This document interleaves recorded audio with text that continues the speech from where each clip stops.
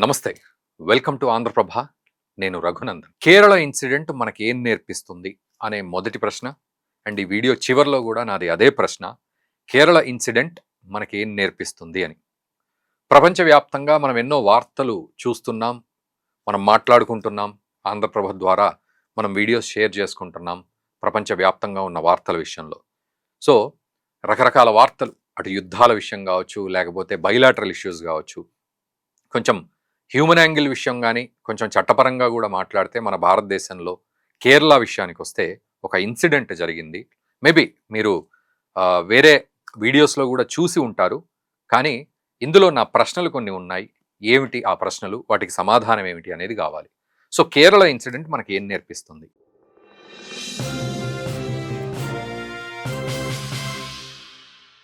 అసలు కేరళ ఇన్సిడెంట్ ఏమిటి అనే డౌట్ కనుక మీకు వస్తే, ఇప్పటివరకు చూడకపోతే, ఏం జరిగింది అంటే, కేరళలో ఒక బస్సులో ఒక 42 సంవత్సరాల సేల్స్ మ్యాన్ వెళ్తున్నాడు. అతని పేరు దీపక్. సో కోజికోడ్కి సంబంధించిన 42 సంవత్సరాల సేల్స్ మేనేజర్ అతను. సో అతను ఆ బస్సులో వెళ్తూ ఉన్నాడు. వెళ్తూ ఉంటే ఒక మహిళ అతన్ని వీడియో తీసింది. 2 వీడియోల్ని ఆవిడ జాయింట్ చేసి, ఒక వీడియో కింద ఆవిడ జాయింట్ చేసింది, మొత్తానికి ఎడిట్ చేసింది. ఇటు యాంగిల్ నుంచి ఒక వీడియో, ఇటు యాంగిల్ నుంచి ఇంకొక వీడియో. సో ఆ వీడియోలో ఆ దీపక్ అనే వ్యక్తి ఈ వీడియో తీస్తున్న అమ్మాయిని ఛాతి భాగంలో తన మోచేతితోటి రుద్దినట్టుగా ఆ వీడియో క్లియర్గా చూపెడుతుంది. సో రుద్దినట్టుగా చూపెడుతుంది. ఆవిడ దొరక్కపోతే కూడా వెతికి రుద్దినట్టుగా చూపెడుతుంది వెనక నుంచి తీసిన వీడియోలో. సో ముందు నుంచి తీసిన వీడియోలో తను సైలెంట్గానే ఉన్నాడు అనే విషయం అక్కడ కనబడుతుంది. ఇది అయితే ఈ వీడియోని ఇలా ఎందుకు జరిగింది, ఏం తీసింది అనేది మళ్ళీ మనం మాట్లాడుకుందాం సెకండ్ హాఫ్లో. బట్ ఈ వీడియోని ఆవిడ ఏం చేసిందంటే సోషల్ మీడియాలో పోస్ట్ చేసింది. ఒకవేళ తన వల్ల ఏదైనా తప్పు జరిగితే అనే విషయం పక్కన పెడితే, ఈమె ఏం చేసింది, ఈమె ఒక ఇన్ఫ్లుయెన్సర్ అంట. సో వెంటనే సోషల్ మీడియాలో పోస్ట్ చేసింది. దేనికోసం పోస్ట్ చేసింది అనే ప్రశ్న కూడా ఇక్కడ పలు ప్రశ్నలకి సమాధానాలు కావాలి. దేనికోసం పోస్ట్ చేసింది? వెంటనే ఏమైంది, లక్షల్లో వ్యూస్ వచ్చినాయి. రాత్రికి రాత్రి ఓవర్ నైట్ లక్షల్లో వ్యూస్ వచ్చేసరికి అది తిరిగి తిరిగి తిరిగి తిరిగి అతనికే చేరింది. 42 సంవత్సరాల వయసున్న ఒక కుటుంబ వ్యవస్థలో ఉన్న మనిషి, అతనే ఉద్యోగం చేసి సంపాదిస్తే కుటుంబాన్ని వెళ్ళదీసుకునే పరిస్థితి ఆ కుటుంబానికి ఉంది. బ్రెడ్ విన్నర్ అతనే ఆ కుటుంబానికి. చూశాడు, అతనికి అర్థమైంది లక్షల వ్యూస్ వచ్చినాయంటే నా పరువు మంటగలిసింది అని అతను డిసైడ్ అయ్యి వెంటనే అతను ఆత్మహత్య చేసుకున్నాడు 42 సంవత్సరాల వయసులో. కేవలం ఈ చిన్న 10 సెకండ్స్ ఆల్మోస్ట్ క్లిప్ వల్ల. ఆవిడ ఎంత వీడియో పెట్టింది, ఎన్ని సెకండ్స్ క్లిప్ పెట్టింది అనే విషయం పక్కన పెడితే, సోషల్ మీడియాలో ఆవిడ పోస్ట్ చేయడం వల్ల అతను ఆత్మహత్యకు ప్రేరేపింపబడ్డట్టయి అతను ఆత్మహత్య చేసుకున్నాడు. ఇప్పుడు హ్యూమన్ రైట్స్ కమిషన్ పోలీసులను, నార్త్ కేరళ పోలీసులను ఆదేశించింది, ఈ కేసులోకి మీరు ఎంటర్ అవ్వండి, అసలు ఏం జరిగిందో కనుక్కోండి, తెలుసుకోండి అని. ఇది విషయం. ఇది కేరళ ఇన్సిడెంట్. సో ఇప్పుడు కూడా మళ్ళీ అడుగుతున్నాను, ఈ ఇన్సిడెంట్ ద్వారా అంటే ఈ కేరళ ఇన్సిడెంట్ మనకి ఏం నేర్పిస్తుంది అనేది ప్రశ్న మళ్ళీ మళ్ళీ కొట్టుమిట్టాడుతోంది. ఎందుకు అంటే, ఇప్పుడు ఇక్కడ నేను చెప్పిన దాన్ని మీకు ఒకవేళ కాపీరైట్ ఇష్యూ లేదు అంటే ఆ వీడియో మేము కూడా వేస్తూ ఉంటాం. ఇప్పుడు నేను మాట్లాడుతుంటే మీకు ఈ వీడియో కనపడుతుండొచ్చు కాపీరైట్ ఇష్యూ లేదు అంటే. సో మీకు ఆ వీడియో చూస్తే కూడా అర్థమవుతుంది, అతను తనని ఆ చెస్ట్ ప్రాంతంలో తాకాడు అనేది అర్థమవుతూ ఉంటుంది. మరి ఇది కావాలని చేశాడా, అనుకోకుండా చేశాడా, ప్రేరేపించబడి చేశాడా అనేది కూడా ఇంపార్టెంట్ అవుతుంది ఇక్కడ వరకు ఆగుదాం. ఇక్కడ కేరళ ఇన్సిడెంట్ మనకి ఏం నేర్పిస్తుంది అని ఎందుకు అడగాల్సి వస్తుంది అంటే, ఈ అమ్మాయి ఏం చెప్పింది రిపోర్టర్లకి, ఇప్పుడు ప్రస్తుతానికి అబ్స్కాండింగ్ ఉంది ఈ అమ్మాయి, బట్ రిపోర్టర్లకు తను చెప్పిన విషయం ఏంటంటే, ఈ సదరు వ్యక్తి దీపక్ అనే 42 సంవత్సరాల వ్యక్తి ఒక మహిళను కూడా అలాగే తాకుతూ ఉంటే ఆ మహిళ బాగా ఇబ్బంది పడిందని చెప్పి, నేనేం చేశాను, వెంటనే సెల్ ఫోన్ తీసి ఆ ఇబ్బంది ఏమిటి అనేది నేను ముందుకెళ్ళి ఆ ఇబ్బందిని అనుభవిస్తూ నేను వీడియో తీసి ఇంటర్నెట్లో పెట్టాను. అతను చాలా ఇబ్బంది పెట్టాడు. నేను వీడియో తీస్తున్నప్పుడు ఫస్ట్ కొద్దిగా సైలెంట్గా ఉన్నాడు, ఆ తర్వాత మళ్ళీ ఇలాంటి పని చేశాడు అనేది ఆవిడ చెప్పింది.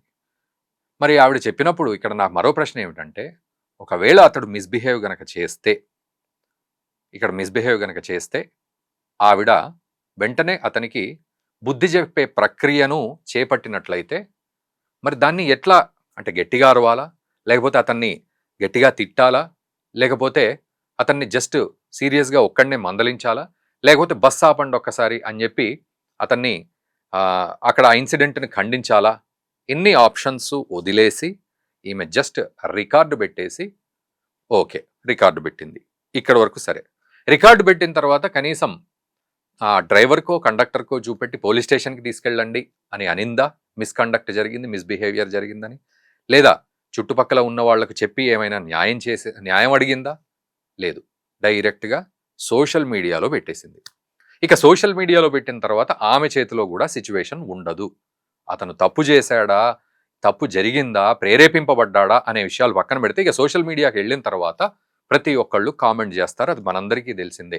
ఈరోజు అనసూయ బట్టల గురించి మనం ఎంత బట్టల వ్యాపారంలో జరిగే ట్రాన్సాక్షన్ల కంటే ఎక్కువగా మనం ఈ ట్రాన్సాక్షన్లు చేస్తున్నాం, మాటల ట్రాన్సాక్షన్లు, డిబేట్ల ట్రాన్సాక్షన్లు అనసూయ విషయంలో.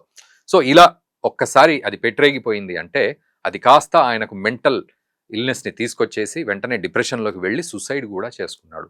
పరువు పోయిందనుకున్నాడో ఇంకేమనుకున్నాడో, whatever may be the reason, సూసైడ్కి ప్రేరేపింపబడడం అయింది.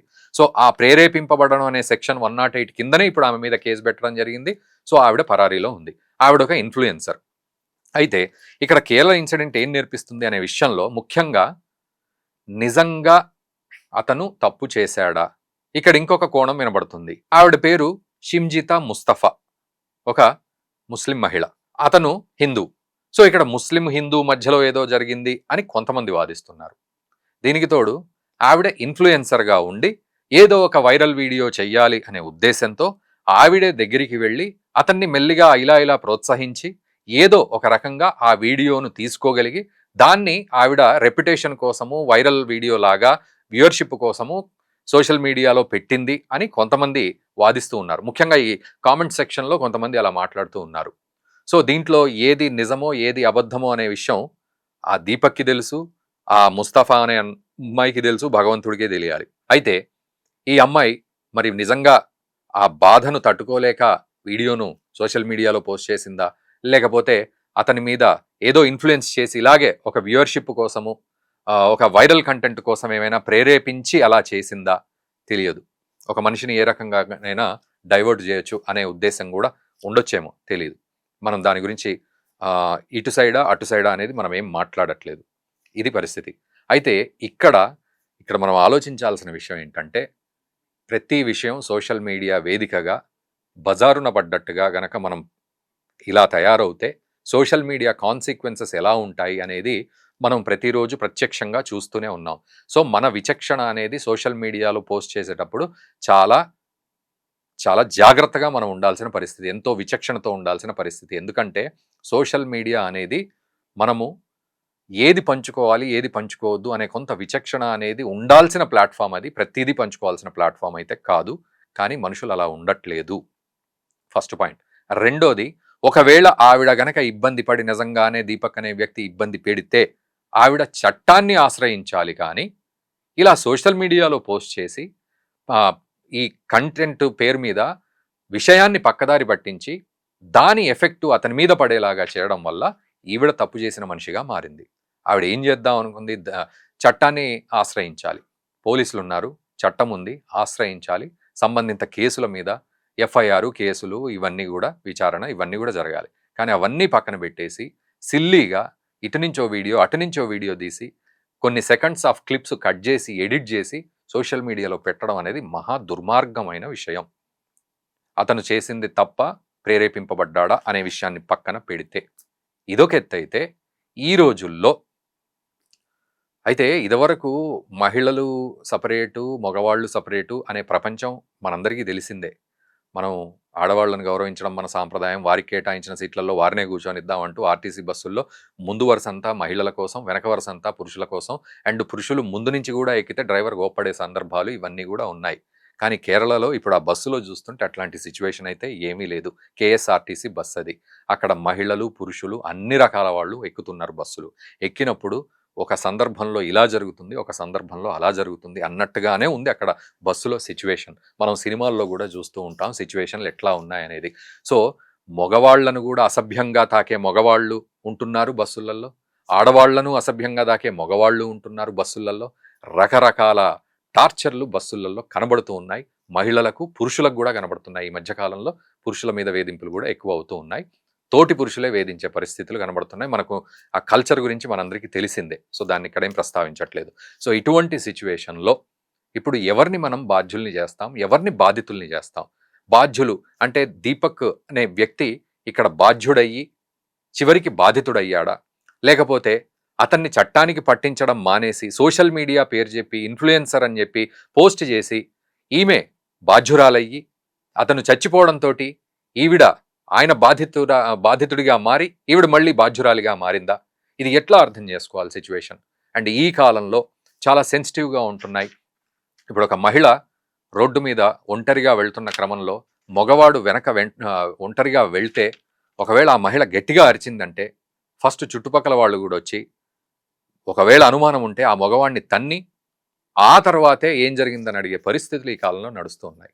సో ఒంటరిగా ఒక మహిళ వెళ్తుంటే వెనక ఒక మగవాడు వెళ్ళినా కూడా ప్రమాదకరమైన రోజులు కనబడుతూ ఉన్నాయి. ప్రతిదానికి ఒక సీసీటీవీ ఫుటేజ్ ఉండాల్సి వస్తుంది మగవాడు తప్పు చేశాడా చేయలేదా అని నిరూపించుకోవడానికి. సో ఇటువంటి తరుణంలో అంతమంది గుమికూడి మహిళలు పురుషులనే తేడా లేకుండా ఉన్న బస్సులో మరి ఇలాంటి ఆకృత్యాలు జరిగితే దానికి బాధ్యులు ఎవరు అని మనం ఆలోచించాలి. ఆ దీపక, ఈ ముస్తఫా అనే అమ్మాయ, లేకపోతే అట్లాంటి కల్చర్ని ప్రేరేపిస్తున్న మనమా? ఇది మనం ఆలోచించుకోవాలి. ఇక చివరిగా ఇన్ఫ్లుయెన్సర్స్ ఎలా తయారయ్యారు అంటే ఇక దాని గురించి నేను మీకు చెప్పనవసరం లేదు. ఒక్కసారి కామెంట్ పెట్టండి అంటే మీరే కామెంట్ బాక్స్ అంతా నింపేస్తారు. ఇన్ఫ్లుయెన్సర్లు ఎంత చెత్తగా తయారయ్యారు సోషల్ మీడియాలో అనే పాయింట్ని తీసుకొని మీరు కామెంట్ చేయండి ఎట్లా తయారయ్యారు అనేది. ఇదొక ఎత్తు అయితే ఇంకొక ఇంపార్టెంట్ పాయింట్, చివరి పాయింట్, చట్టాలు నిద్రపోతే ఇలాంటి పరిస్థితుల్లో ఉంటాయి. ఒక వ్యక్తికి ఒక తప్పు చేశాడంటే వీలైనంత స్పీడ్గా దానికి తగ్గ శిక్ష పడితే మనకు కూడా నమ్మకం ఉంటుంది. కానీ ఈ తప్పు జరిగిన దానికి శిక్ష పడేదానికి కాలక్రమం చాలా పెద్దగా ఉంటే ఎన్నో కేసులు ఈరోజు లోకల్ కోర్టులలో, హైకోర్టులో, సుప్రీంకోర్టులో ఎన్నో కేసులు పెండింగ్ ఉన్నాయి. ఈ లోపు వాడు బెయిల్ మీద బయట తిరుగుతూ ఉంటాడు, మర్డర్ చేసినాడు కూడా. సో ఇట్లాంటి పరిస్థితులు మన దేశంలో ఉన్నాయి. సో అట్లా తప్పు దగ్గర నుంచి శిక్ష పడేదానికి ఉండే టైం ప్రాసెస్, టైం లైన్ ఏదైతే ఉందో అది ఎంత పెద్దగా ఉంటే అంత దరిద్రం చుట్టుకుంటుంది ప్రజలకి అనేది చట్టాల్ని పోషించే వాళ్ళు కూడా అర్థం చేసుకోవాలి. సో ఒక తప్పు జరిగిన వెంటనే శిక్ష పడిందంటేనే ప్రతి ఒక్కడికి వీలైనంత తొందరగా ఆ భయం మనసులో చేరుతుంది. లేదు ఎప్పుడో 10 సంవత్సరాల తర్వాత కేసు వాదించి ఆ తర్వాత అది రిలీజ్ అవుతుంది అంటే వీడు అప్పటికి బెయిల్ మీద తిరిగి ఆల్రెడీ బాధితుడిని కాస్త ఇంకా టార్చర్ పెట్టే పరిస్థితులే మన దగ్గర ఉన్నాయి. సో చట్టం నిద్రపోతే ఇదిగో ఇలాగే ఉంటుంది. ఇది బ్రాడ్ వేలో మాట్లాడుతున్న మాట. సో ఓవరాల్గా మీరు 100% కామెంట్ చేయండి అండ్ దయచేసి ఈ వీడియోని మన మిత్రులకు తప్పకుండా షేర్ చేయండి. కేరళ ఇన్సిడెంట్ ఏ కోణాల్లో ఆలోచిస్తే మనకి ఏం నేర్పిస్తుంది అనేది 100% కామెంట్ చేయండి అండ్ వీడియోని మిత్రులకు షేర్ చేయండి. Thank you very much.